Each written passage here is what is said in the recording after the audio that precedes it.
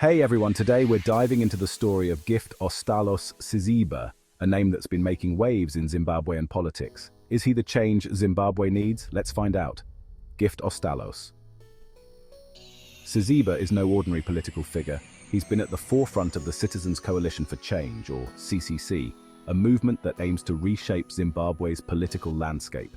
Recently, Siziba has been in the spotlight, not just for his activism, but for some pretty intense encounters with state security agents. The CCC alleges that state security forces have been targeting Siziba and other leaders like Amos Chibaya. Just imagine you're at your parents' home in Bulawayo and there's an attempt to abduct you. That's what Siziba claims happened to him. It's a tense time for opposition figures in Zimbabwe. This isn't an isolated incident. Back in June, 80 CCC activists were arrested for disorderly conduct at a private meeting. Most of them were denied bail. The CCC believes these arrests and the alleged abduction attempt are part of a broader strategy by the government to stifle protests ahead of the Southern African Development Community Summit. The political climate is heating up, and Siziba is right in the thick of it. But there's more to Siziba than just his battles with the government. He recently paid tribute to Lucy Yasini, a correspondent for Studio 7, praising her dedication to Zimbabwe's freedom. Yasini's journalism shone a light on critical issues affecting the country, and her legacy continues to inspire many in the movement for change.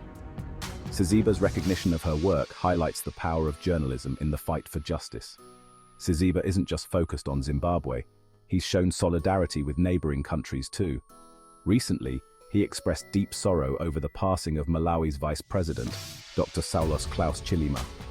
His heartfelt condolences to the people of Malawi and his message of support to President Lazarus Chakwera underscore the close ties between Zimbabwe and Malawi.